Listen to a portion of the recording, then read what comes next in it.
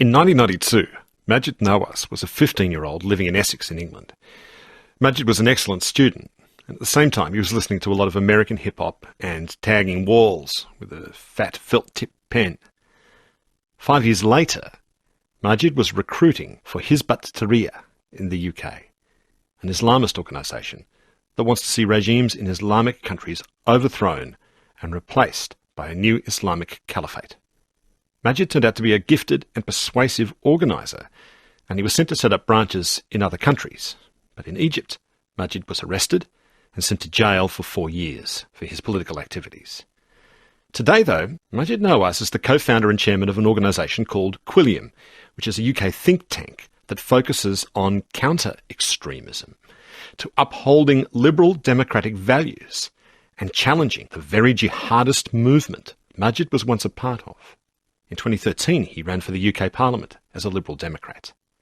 I spoke to Maajid Nawaz late last week, and just to let you know, there are some scenes in Maajid's story where he talks about witnessing some moments of graphic violence. But today, Maajid Nawaz has the ear of prime ministers, precisely because he understands what would make a young man or woman want to become a jihadist. I'm so glad you could be here. Pleasure. Thank you, Richard. 15-year-old Maajid. What was he wearing? What kind of stuff was he doing? What was he into? So I don't know if you guys had the same subculture that we had back in those days in the UK, but the hip-hop subculture was all about wearing the baggiest trousers you could get your hands on, and a matching corduroy top with corduroy trousers, pin tucked at the bottom. And what that meant was you'd fold it round twice and tuck it up. So they'd look a bit like genie trousers, and then we'd have these big fat trainers on underneath.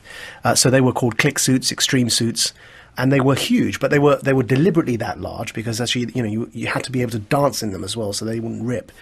Because you perform all these acrobatic moves on the dance floor. So that's kind of, with bandanas on our heads, that's what we were dressing with. As the son and grandson of migrants from Pakistan, what was in American hip-hop for you? I think it was all about, back in those days, seeking pride in one's identity, being confident in one's own skin, especially because as I grew up in Essex, it was still a very live debate in terms of the race relations. It was what I've come to term the bad old days of racism in the United Kingdom. A lot has changed since then. I'm not one of these people that doesn't recognise positive change in my society when I see it.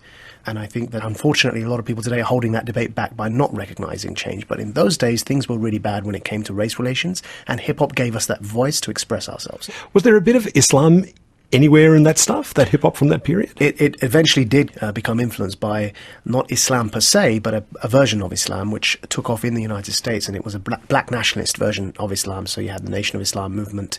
These were people who, in a sense, were reverse racist. They believed Malcolm X is associated with having, in his early days, joined this movement. So they believed all white men were the devil and that black men were God. It influenced the music of, say, Public Enemy, but there were many other rappers who weren't influenced by the black nationalist movement, but still were rapping with a heavily politicized message. And that's what I found was, for me, the earliest political awakening that I remember, that I recall, came through American hip-hop. How present were racist skinhead gangs in your area, your part of England? So this is why the black nationalist message and hip-hop resonated with me, because I was spending my days as a 13, 14-year-old being chased by racist skinheads regularly. They were chasing us with everything from hammers and machetes to screwdrivers. I had to watch many of my friends as a 15-year-old stabbed before my eyes. Many of my white friends stabbed before my eyes for having the audacity to associate with me, and so they were deemed as blood traitors. One of my friends had a hammer put to his head, another had his lungs punctured as he was stabbed all over his body, and really this defined my teenage years, and it defined my experience with wider society. And as I said, these were the bad old days of racism. Things have changed a lot since those days. Did you feel you have to carry some kind of a weapon yourself? Yes. I never used to carry a weapon, but when chased one too many times by skinheads who were twice my age, carrying hammers, machetes and screwdrivers, I eventually began carrying a concealed weapon myself for self-defense purposes, and thankfully I never had to use it. There was a group that was active in your area that would often, attack you and your friends, known as Combat 18. Tell me about them. What kind of an organisation were they? So Combat 18 is a banned neo-Nazi paramilitary organisation. It was formed by, I think, former soldiers. Its founder eventually was sentenced to life imprisonment for murder. It's an extremely violent neo-Nazi movement. They would engage in a sport which in those days they called packy bashing. And what that was is that they would ride around in white vans, a whole bunch of men in white vans, armed with their knives and with their hammers and what have you. And they would ride around the streets of my hometown and my county, Essex, and they would look for anyone who had a different skin colour. And then this passerby, who would be completely unsuspecting, would be spotted by them. They would pull over by his side or her side, and they would jump out the back of these vans and just attack this person in a totally unprovoked manner. So we were their sport, we were their game.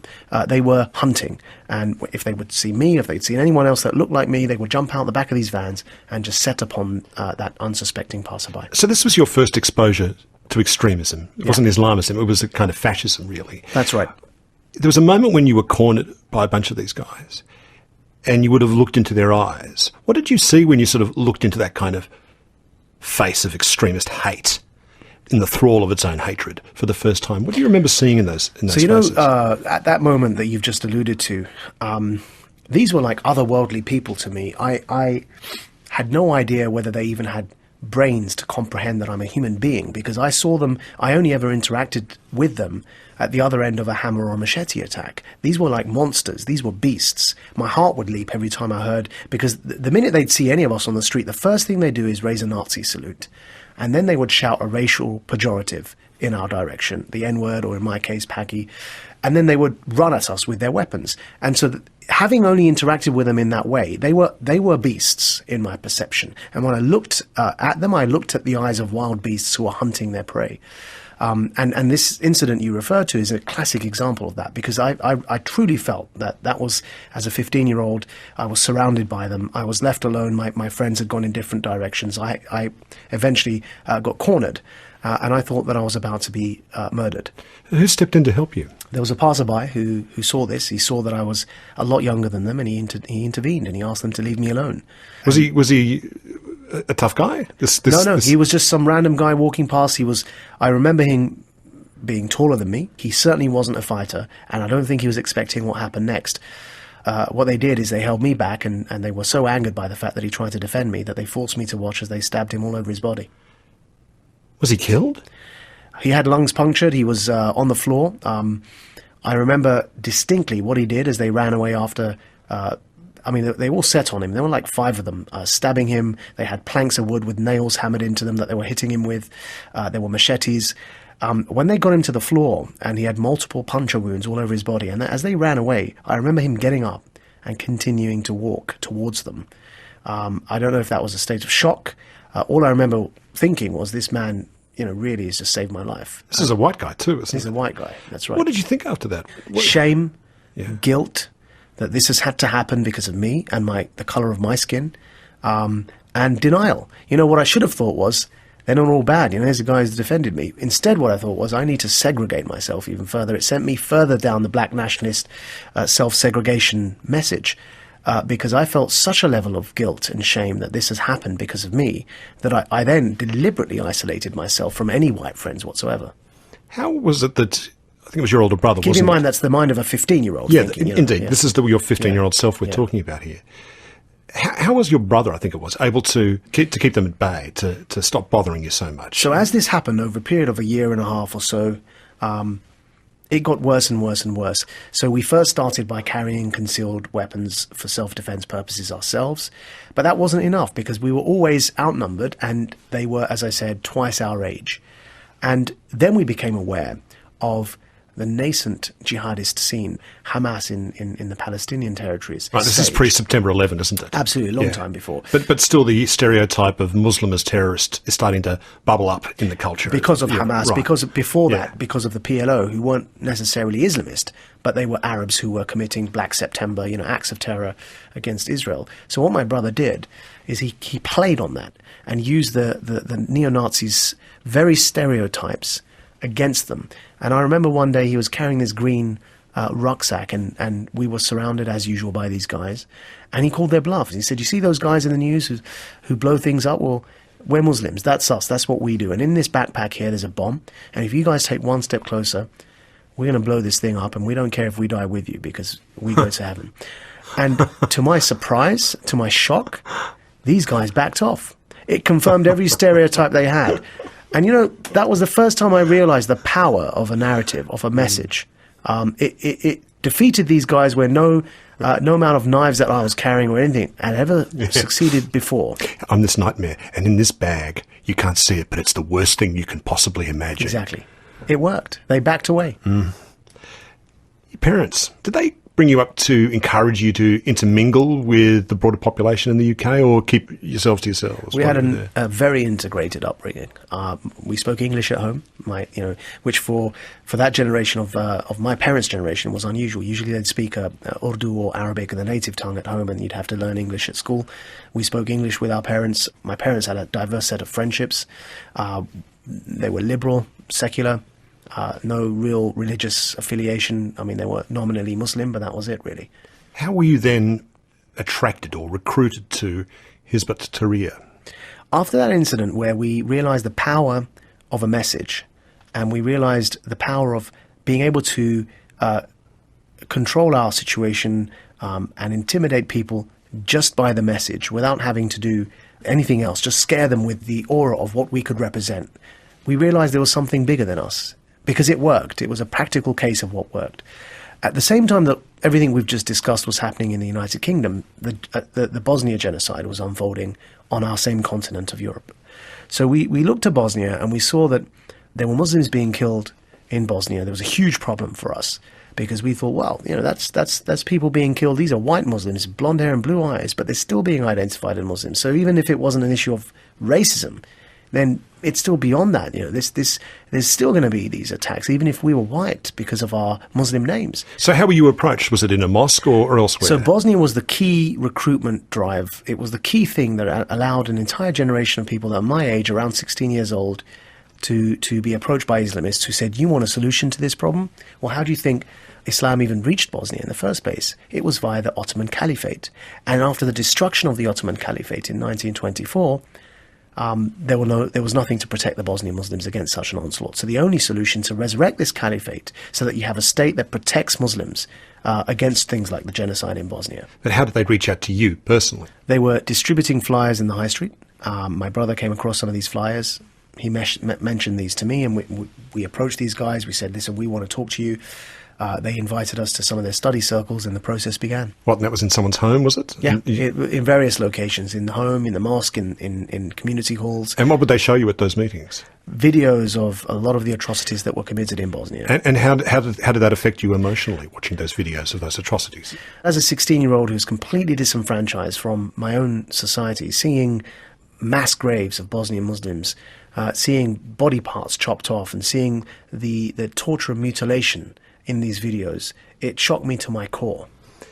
So going along to those meetings, I suppose the reason why I bring up the emotional side of things is you can persuade people all you like, but really you've got to do that through the heart as well as the head, don't you? That's the thing that's got to really grab you. What were you infused with? Was it a sense of terrible injustice or rage or what? What was it that really dragged you in? I think the injustice of it all, because if you keep in mind that while the genocide was unfolding in Bosnia, there was an arms embargo. So whereas the Russians could arm the Serbs, nobody could arm the Bosnians to defend themselves because there was an arms embargo. And ostensibly, that arms embargo was to prevent the escalation of war. But in practice, what it meant was that the Dutch peacekeepers stood by whilst the massacre at Srebrenica unfolded against the Bosnians.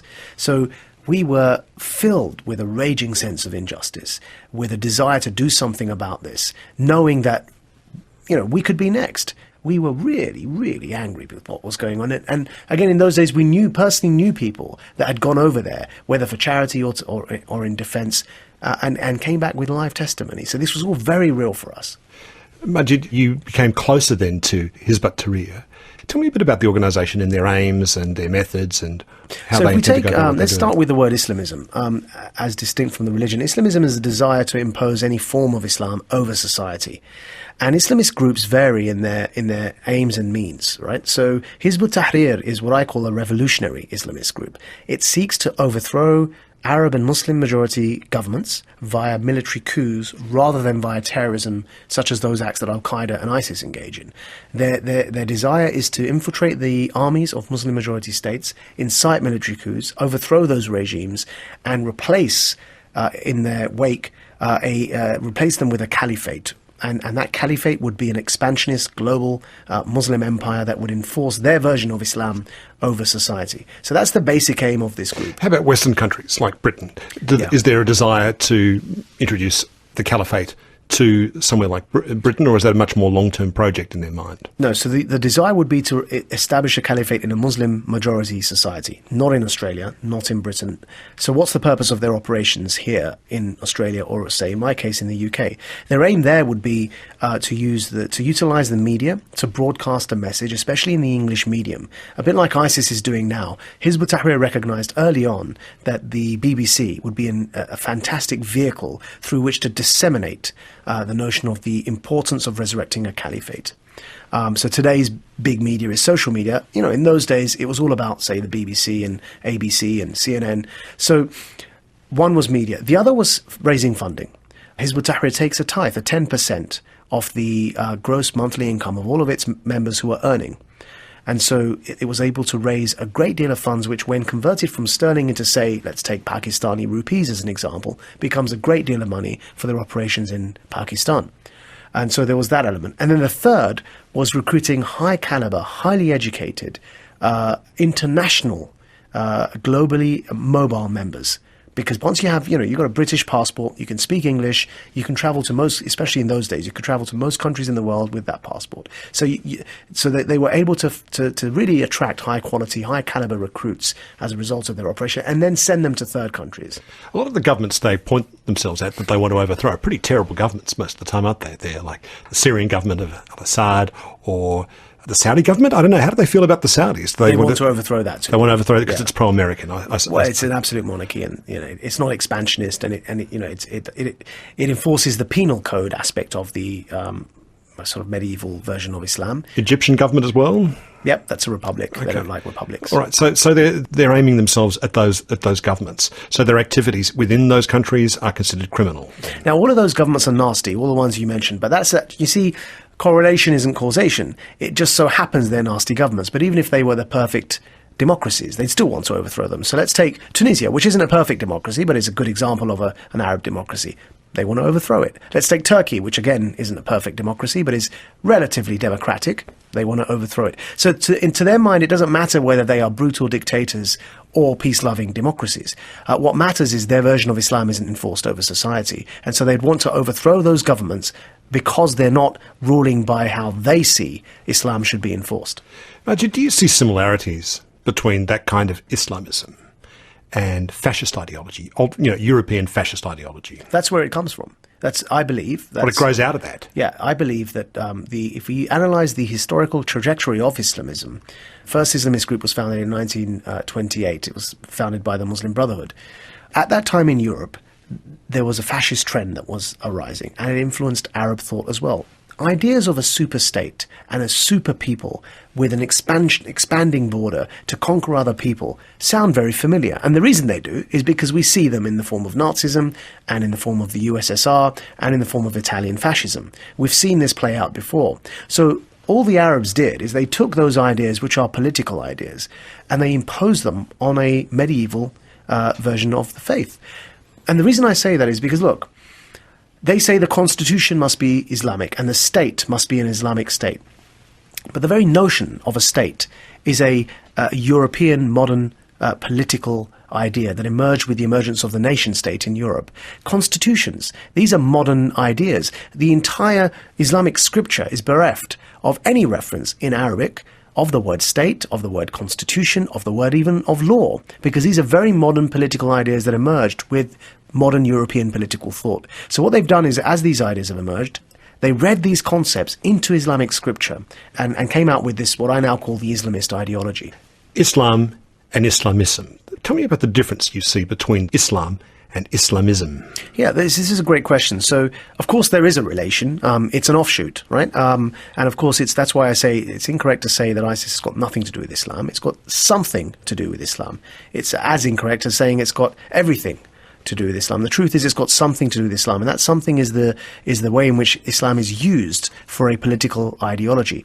The difference between Islam and Islamism is quite straightforward. Islam is a religion, and like any religion, is interpreted in as many ways as its followers interpret it. On the other hand, Islamism is the desire to impose any version of Islam over society by law. And so that distinction there is key, because you can be, look, my issue isn't whether somebody is a conservative, devout Muslim. I'm no religious role model, by the way. I make that very clear. I don't consider myself devout, or I don't want anyone to follow me in a religious sense. But somebody who is, that's not my thing. You can pray 5 times a day. If you're a female, you can dress how you like, whether that's covering your hair or not covering your hair. That's not my thing. My thing is, don't impose that on other people, whether by law or by force. If it's not by force and it's by law, we call that theocracy.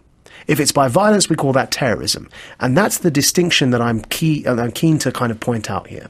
So as a young man, then as a guy in his late teens, early 20s, you were with Islamists and associating with them and very much part of the cause.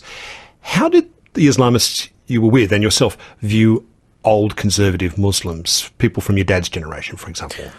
Yeah, we saw them as ignorant of their faith. These are men and women who were praying 5 times a day, fasting in the month of Ramadan. We saw them as ignorant because they weren't seeking to impose a version of Islam over society and resurrect a caliphate. But they were more observant than you were. Yeah, that's right. Yeah, and that's the arrogance of young, hot-headed revolutionaries. It's thinking that we knew and we really understood Islam, and they didn't. Of course, because we were coming with something new. I remember my parents, my father, my mother telling me, what sort of Islam is this? We've never heard anything like this before. Where are you getting this from? And we'd respond by saying, well, you haven't heard anything like it because you're ignorant of true Islam. And of course, we thought we knew what true Islam is. Did your mother want to hit you over the head when you said that, Maajid? Well, she did slap me. She did slap me once after a particularly nasty incident at Newham College. Tell me about that incident. When I first joined Hizb ut-Tahrir, I left home immediately to go to London to join a college, Newham College, for the purposes of recruitment. And so I'm 16, I've moved out of home, and I very quickly stood for the student union elections, and my entire committee, who stood with me for these elections, were all activists with Hizb ut-Tahrir. We won in a fair and square election. We won because we managed to court the huge number of Muslims who were at that college. We courted their vote. And so there was me, an activist of a theocratic activist of Hizb ut-Tahrir, just been elected to president of the student union of this college. So what we did is we used our position to recruit all the Muslims on the campus, to further radicalize them, and we really polarized the atmosphere on that campus. Who were your perceived or real enemies on that campus? Generally, people that were non-Muslims, but specifically there were a group of people who opposed our presence and didn't like the fact that we were preaching our message. One of my supporters, who wasn't a student at the college, and nor was he a member of Hizb ut-Tahrir, but he was a self-appointed supporter who had come from outside. His name was Saeed Noor, and Describe him for me, please. Yeah. He was a lot older than all of us. He was a very tall, very big guy, but he would carry a machete in his leather jacket. Machete? And he named the machete Abdul Jabbar, which means servant of the compeller. And we had some trouble with some of the non-Muslim Nigerian origin students on the campus. And the trouble culminated to a point where Saeed Noor intervened. And in 1994, I still think to this day that we witnessed in the United Kingdom its first jihadist street murder, because Saeed Noor stabbed Ayatunde Ogunube, a Nigerian British student at Newham College, through the heart with his machete that he named Abdul Jabbar, to cries of Allahu Akbar. And poor Ayatunde Ogunube lost his life on that day. And where were you when that happened? Standing right next to the entire scene. So, though I didn't participate in this vile act, I, at the time, was responsible, and the college held me responsible, for polarizing the atmosphere on campus and for poisoning that atmosphere to a point where something like this could happen. And of course, Saeed Noor was there as my supporter. So the college held me responsible for that polarization, for the poisonous atmosphere that we'd created. And so they, in an unprecedented move, they expelled the president of the student union, which was me, and my entire student union committee. In one clean sweep, 6 of us were expelled from that college.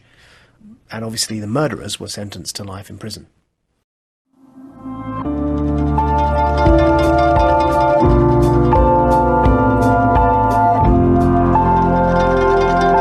This is Conversations with Richard Fidler on ABC Radio.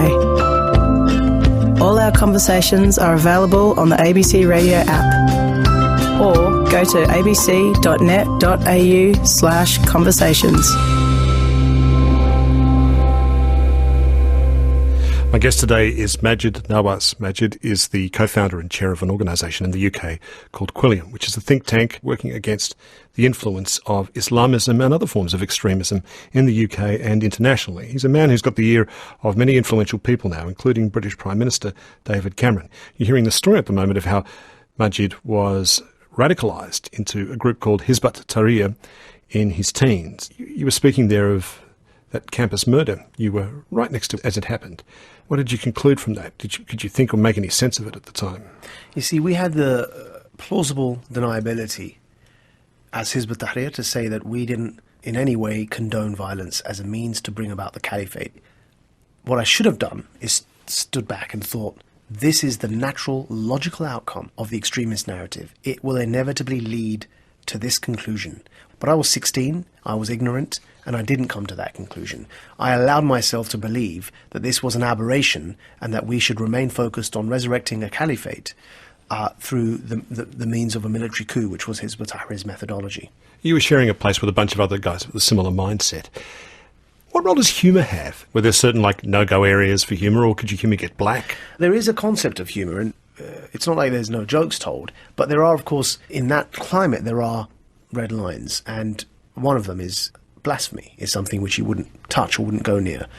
And I think that's why the work of the brave people at Charlie Hebdo, who lost their lives in pursuit of this, to kind really to shatter those taboos and to understand that what I now have come to believe, that no idea should be above scrutiny, just as no people should be beneath dignity. It's why their work at Charlie Hebdo was so important, because they were questioning the unquestionable, and I think that's the only way society can progress. You became an organiser in other nations outside of the UK, a very valuable figure in Hizb ut-Tahrir. What brought you to Egypt? So after having travelled to Pakistan and Denmark in pursuit of this cause, I eventually arrived one day before the 9/11 attacks in Egypt. One day? One day before. Obviously, we didn't know that was going to happen. No. Now, ostensibly, I'd gone for my degree, because by this time I'd reached university. I was studying law and the Arabic language combined at SOAS, which is a university in London. And I arrived in Egypt ostensibly, as I said, to pursue that degree course. The third year was the language year of my degree. But of course, I continued trying to recruit people to Hizb ut-Tahrir. Now, when 9/11 happened, the security climate around the entire world, including in Egypt, completely changed. But by this time, I was used to being able to preach openly about resurrecting a caliphate. As I said, Used to freedom of speech, were you? Yeah. I was from the UK to Pakistan to Denmark and now Egypt. I had been very open about my affiliation. So 10 months or so after, and after a brief cat and mouse chase, in the middle of the night, my house was raided, and the Egyptian state security came in with their guns and with their grenades, and they blindfolded me, and they tied my hands behind my back, and then they took me to the dungeons of the state security headquarters in Cairo. Were you given a trial? Eventually, but first we witnessed a whole bunch of torture. There were 4 Brits in total, but 1 Brit was tortured by electrocution, and all of the Egyptians were also electrocuted. Then we were put into solitary confinement. Were you tortured yourself? I was forced to watch the other British prisoner tortured by electrocution. We were then put into solitary confinement for 4 months in cells that had no lights and no beds and no toilets, bare concrete cells. Eventually, after 4 months of that, we were charged for membership of a banned organisation, which was what we were convicted for, sentenced to 5 years in prison. As political prisoners, mind you, this wasn't a criminal offence in Egypt to be a member of an organisation. Did Amnesty International take up your case? So Amnesty adopted us as prisoners of conscience. Did you see anything in that at the time? I mean, the fact that a Western liberal organisation like Amnesty International would want to actually champion the injustice of your imprisonment. So, Richard, you said earlier that the part of the conversion has to be an emotional conversion first. And this was actually precisely what changed my heart. It was the first time in my then relatively young life that I found this sense of an organisation, part of officialdom, standing up for my rights, despite disagreeing with everything I believed. And that really profoundly touched me. And it had an impact on me to a point that contributed largely to the man that you see sitting here in front of you today. Who were the people and what were the books you were reading in that 4-year prison stint in Egypt that started to shift your thinking? I was incarcerated with the who's who of Egypt's jihadi scene back then. I mean, it was everything from the assassins of the former president Anwar Sadat, who was killed in 1981, through to the current leader of the Muslim Brotherhood, through to the leadership of Hizb ut-Tahrir and communists and liberal political prisoners. It was a political prison in the proper sense of the word. There were debates and conversations on a daily basis, ideologies crossing ideologies. And so as well as the conversations, debates, friendships and discussions that I had that really helped shape my, again, still hitherto young mind, I was 24. So that was really like a second degree for me. I also sunk sort of headfirst into reading everything from English literature all the way through to Islamic theology in depth. And of course continued my Arabic language studies as well. And over the course of those 4 years, I like to think that I went from being a boy into becoming a man. And I think one last thing I'd say is what had a real influence on me was reading George Orwell in prison. Which Orwell? We're talking about 1984 or Animal Farm? Animal Farm in particular, because Animal Farm really is a take on what happens when the lunatics take over the asylum, really. And in Orwell's case, he was talking about the communists. In my case, I was now living with the who's who of the jihadist scene and living up close with them for 4 years and having the conversations and the discussions that I had. We were debating things like, is it allowed when a caliphate is established to enslave women, right? So everything you see ISIS now doing were the debates I was having in prison with these jihadists, and I'm feeling disgusted that if they ever came to power, this is what they were telling me they would do. I knew that when ISIS enslaves these Yazidi women, I knew those theories had been there for a long, long time, for many years. So when I was released from prison in 2006, I called it then. I said, if these guys ever resurrect this so-called caliphate, it's going to be hell on earth. It would be a nightmare. So I left not only Hizb ut-Tahrir in 2007, but I disavowed Islamism as a modern, theocratic, totalitarian ideology that could only ever be part of the injustice that it claims to fight against. While you were in prison, you wrote that you memorised half the Quran. Did that mean when you gave up Islamism, you gave up Islam as well, or something just the opposite of that? I wonder how reading and memorising the language of the Quran, which is quite poetic, might have changed your thinking, or was it more of an impediment to a change? No, I mean, it was a combination of reading the Quran and other scripture up close, but also studying medieval Islamic jurisprudence the way I did. I came to realise that actually ideas and concepts that we were prepared to overthrow governments for and die in the process if we were to fail, you had to be absolutely certain. So these ideas that we were so certain over, when I read traditional Islamic theology, everything was disputed.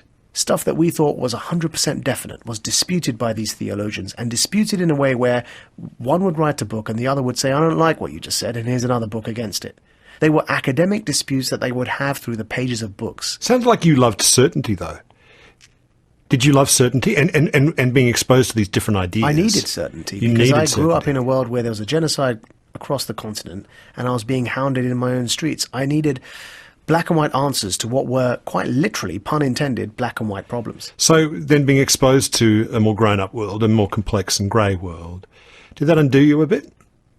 Well, I think it made me. I think it made the person that you see sitting here in front of you. But you've got to be pulled apart before you get put back together again, don't you? So it was a real unravelling. It was a real... So whereas, originally I'd say the identity crisis of wondering whether I'm British, Muslim, Pakistani led to me becoming an Islamist, I think there was another identity crisis in leaving, to have to then fundamentally put all those things back together again after they'd been broken and try and work out who I was. Thankfully, I had my mother's voice still in my head, when she consistently throughout all those years opposed me being an Islamist. So I had something to fall back on, which were the ideas that she was attempting to instill within me, which was basically it was a form of humanism. Once you went back to the UK, you made the decision to leave Hizb ut-Tahrir. What kind of a price did you pay for leaving that organisation? I think there's more of a price for speaking out against Islamism after leaving than there is just leaving per se. Many people have since left Islamist groups but have kept quiet, have gone back to their homes, looked after their children, raised their children, gone on, got normal day jobs. And the groups are, if they're not terrorist groups, they're like Hizb ut-Tahrir is non-terrorist yet extreme, they're prepared to ignore them. What they absolutely despise is somebody, especially like us back in 2008 when we founded Quilliam, it was unheard of in the West for former Islamists of that level to come forward and say, not only have we left, but we're going to start speaking out not only against this one group, but against the entire phenomenon of theocratic Islamism. And we're going to isolate it from Islam as a faith and really focus on it and critique it. It was unparalleled. It hadn't been done before. And so there was a huge backlash, security backlash, familial, my marriage ended up breaking up. My ex-wife was still a member of the group. There was a community backlash. I lost all my friends because, of course, now for 13 years I've been involved in this scene. I had to really, really understand deep down who I was, who I wanted to be. You thought very long and hard about the nature of Islamism and its connections and similarities with other forms of extremism, like European far-right groups. Talk to me about some of your thinking along those lines, how that evolved over time, and the way you sort of break down the appeal of a social movement like Islamism for young people. Let's break it down. Social movements succeed because they work on the ground, on the grassroots, and they recruit people with 4 key elements. A very clear set of ideas that people can affiliate to, and also a very clear narrative. Now, the narrative would be, the propaganda. They also need leaders who are charismatic, that people can follow, and they need symbols, and they need a goal. So I'm going to add a 5th one. So that's 5 elements there. Ideas, narratives, leaders, symbols, and a goal. So let's apply that to the Islamist ideology. The ideas are clear. We know what Islamism wants, enforcing a version of Islam over society. The narrative, its propaganda is known to us. They teach their followers that there's a global war going on against Islam and Muslims have to fight back and defend and look after themselves. That's how they recruit people. That's their propaganda. That's the narrative, right? That's the narrative, right? So they have leaders. Their leaders are identified, known. Even if we think now of bin Laden, we can still think of what he looks like, his face. It's etched in our memories. Then they have the symbols, things like the black flag, which ISIS always raises. No social movement can fully succeed without a level of iconography around it. And the 5th that I've just added there is the goal. So it's a very clear goal that Islamists want, is the resurrection of a caliphate. It's why ISIS declared this caliphate, and others have, in jealousy, like Al-Qaeda, have said, no, we don't recognize that because they were meant to get there first, because the caliphate is the prize, right? So those 5 elements. Now, any social movement that has those 5 elements and is working on the grassroots will attract people because that's the nature of a social movement. The problem is that we've just gone through this thought experiment with Islamism. But if I ask you, Richard, to think of the equivalent of these 5 in the Middle East for a democratic movement. No, they're not there, are they? What are their ideas? What are their narratives? Who are their leaders? What is the symbolism for democracy in the Middle East? And what is the goal? That's the nature of democracy. It's fuzzy, isn't it? It's like, what do we want? Reasonable discussion. When do we want it? In due course. It's never going to suit sloganeering. Well, not very easily anyway, unless it's under direct attack and direct threat. Well, you say that because you're living in a democratic country, but actually, sure. If you think about it, the coloured revolutions in Eastern Europe, it can turn into something. The Arab uprisings, what was known as the Arab Spring, were sparked initially by young Arab Democrats. Of course, they were then hijacked by Islamists, and the reason they were isn't because the young Arab Democrats didn't want democracy.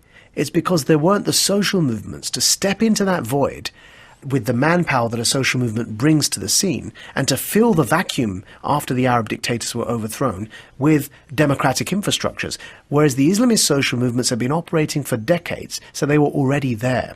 And so actually my diagnosis of the problem there was the lack of democratic social movements is what led to the Islamists hijacking what was initially a democratic uprising. If we see this as a kind of social movement, does the idea of a war on terror make any sense then? If you see it as I've just described it, it makes no sense whatsoever. When President Bush was in charge, if I were to caricature his period, it would be an attempt to impose democracy at the barrel of a gun, which is what the neoconservative era kind of, I can sum it up to be, right? The last 2 years of Bush, I think he realized that he was making a mistake and he attempted to change tack, but it was too late. If we take the Obama period, I think what he realized is, look, you can't impose democracy at the barrel of a gun. So what the Obama administration did, again, misdiagnosing the problem, is they took away the democracy part of it and they kept the gun. So it was Obama that had the kill list, not President Bush. The kill list was President Obama's secret list of targets that the US government could kill without trial. And just because some intelligence service somewhere had put them on his list, the president would authorize their assassination, targeted assassination. Bush didn't have a kill list. It was Obama that had a kill list. Drone strikes under President Obama increased at a rate far more than Bush ever used. So what Obama did is keep the gun and ditch the democracy bit. And actually, again, both Bush and Obama misdiagnosed the problem. What we're dealing with is a global jihadist insurgency. What you need is to recognize if this is an ideological movement on the grassroots, then the only way to challenge it is to challenge those ideas and to foster an ideological challenge to that with these ideas, narratives, leaders and symbols and goal, which you're helping to foster on the grassroots. Of course, law and war have a place, but they're not the solution. You see jihadi extremism as like a global brand. How do you fight a global brand? Well, the only way is to discredit that brand and come with a new one. So what should the mission statement be? The mission statement should be to make Islamist extremism as unattractive as Soviet communism has become today. If you go back to the 50s and 60s, young angry teenagers were wearing Che Guevara on their T-shirts. Now you find them in Pakistan and other places wearing Osama bin Laden on their T-shirts. Right, but Soviet communism eventually came to look like a rusty tractor instead of Che Guevara. And that's what, see, the silver lining to the ISIS cloud is that we've got to be able to successfully point to the brutality and the atrocities and the failures in governance of ISIS, and the fact that now you've got Hezbollah, which means the party of God, fighting ISIS, which means the Islamic State, fighting Al-Qaeda, who are themselves claim the mantle of Islam. And then you've got Saudi Arabia, religious monarchy, fighting Iran, another theocracy. So it's a bit like in the life of Brian, when you had the Judean People's Front fighting the People's Front of Judea. These are the sorts of things we've got to exploit to say all of these groups and states who are all claiming to fight in God's name are fighting each other. Maajid, one of the things that's interesting about your ideas is that I think a lot of people hearing you right now who consider themselves on the progressive or left side of politics will be nodding their heads very firmly. But you also think one of the biggest problems in combating the jihadist brand, particularly in Western countries and particularly in Britain, is political correctness. Why is that such a problem to your mind? Let's take we're talking about President Obama, right? He's been there for 8 years. He's yet to be able to name Islamist extremism. And the reason, as his administration explains it, is because we don't want to upset Muslims. Well, hold on a minute. If we can understand that Islamist extremism is distinct from the religion of Islam, and we're naming it precisely to isolate it from Islam, why would that upset anyone apart from the Islamists who don't want to be isolated from Islam? It's a bigotry of low expectations to think that Muslims would automatically identify with Islamists if we named Islamist extremism. And actually, I call this the Voldemort effect. What do you mean by the Voldemort effect? So I read all the Harry Potter books in prison, right? And of course, it's interesting. Does J.K. Rowling have a role to play in your de-radicalisation? Yeah, I've told her this as well, because now I'm represented by the same agent as hers. I mean, so it's like, I've had the opportunity to tell her this. I read all her books in prison. And in these books, you've got this, the evil character is called Voldemort, right? Now, the people are so scared, so petrified of Voldemort that two things happen.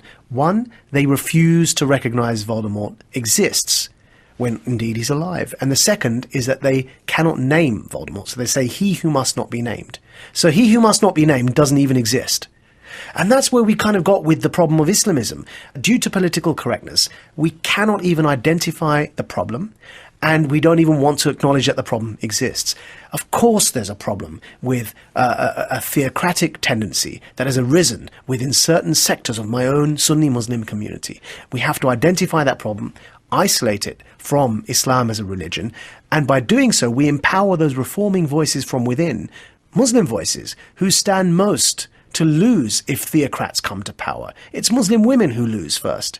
It's Muslim gays who lose first. It's dissenting Muslim and liberal Muslim voices who will be killed by groups such as ISIS. So it's those minorities within the minority community that we should seek to defend and speak out on behalf of. One of the incidents that illustrates the kind of thing you're talking about very neatly, I think, is the uproar that occurred when you, on your Twitter account, tweeted a cartoon that was deemed, in some quarters, to be offensive to Muslims. Right, let's start by defining this cartoon so that none of your Muslim listeners now switch off after hearing what you've just said. Because I want to reassure everyone that this was a stick figure called Jay and another stick figure called Mo by a cartoonist. And all it was that Jay had his hand waving at Mo, and Mo was saying hi, and Jay was saying how you do it. That's the cartoon, was it? That's the cartoon. Stick figures, not realistic images. Stick figures saying hi and how you doing to each other in speech bubbles. And he's called Mo. Mo and Jay. Right. So I was on a BBC debate show, and this context is crucial. I plead with your Muslim listeners now to hear me out here. The debate was about non-Muslims being offended at the way Muslim women dress in their religious garb, the hijab and the face veil, the niqab. And I said, we're in a liberal country which doesn't force anyone to dress according to our tastes. Everyone is free to dress how they like. And there were Muslim women in the audience wearing face veils. I said, you are free. I said, I don't agree with it. If I was a woman, I wouldn't be wearing a face veil. That's what I mean, right? But while I disagree with you in the decision to cover your faces, I will defend your right to do so. And a non-Muslim said, yeah, but I'm offended that they're covering their faces. I said, you can be offended, but you've got no right to insist that they do not offend you. Right? So you have a right to be offended, but you've got no right to insist that these Muslim women do not offend you. What do you do with your offence? Go home and sleep on it, but you can't force them to change their behaviour. So then, almost poetically, what happened next was a guy sitting next to these same Muslim women who had just argued for their right to wear what they like in a free country, undid his shirt. And he was wearing a T-shirt with this stick figure image that we've just described. And immediately, these same Muslim women who I had just defended wearing their face veil turned to him and said, you can't wear that. And he said, why? This is live on TV, right? And he said, why? And they said, it offends us. So now everyone in the audience is in an uproar. Now the host, the guy who's hosting, didn't know what to do because, of course, this is a moment. This is, by the way, it's a year before the Charlie Hebdo attacks. Okay, right. So, but everyone still knows this is controversial, right? We had the Danish cartoon incident. Everyone knows this is controversial. So I thought, okay, look, as a Muslim here who's a liberal as well, let me speak up. So I said, listen, my sisters, I've just defended your right to wear the face veil. I will defend his right to wear that T-shirt. And just like he's offended at your face veil, but he can't force you not to wear it, you're offended at his T-shirt. But you know what? You don't have a right not to be offended. You have a right to be offended, but not to not be offended, right? So please, let's everyone just leave everyone else alone and let's dress how we like.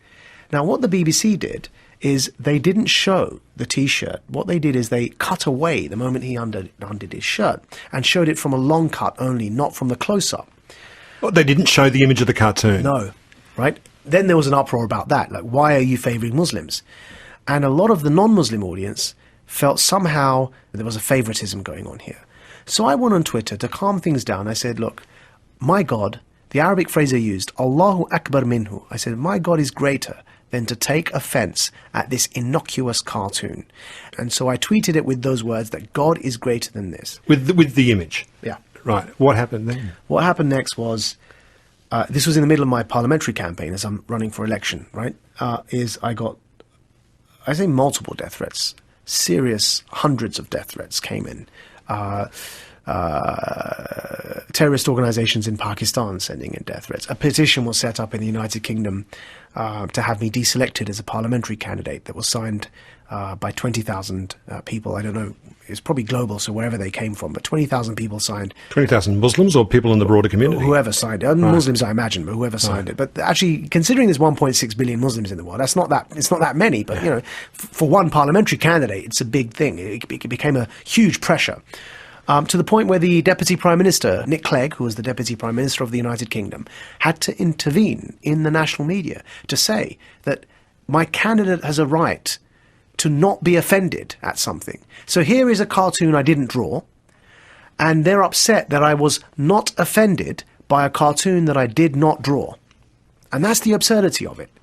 Blasphemy has got to a stage where it's not just you cannot say something, but you have to express the same level of outrage that I'm expressing, otherwise you're also committing blasphemy.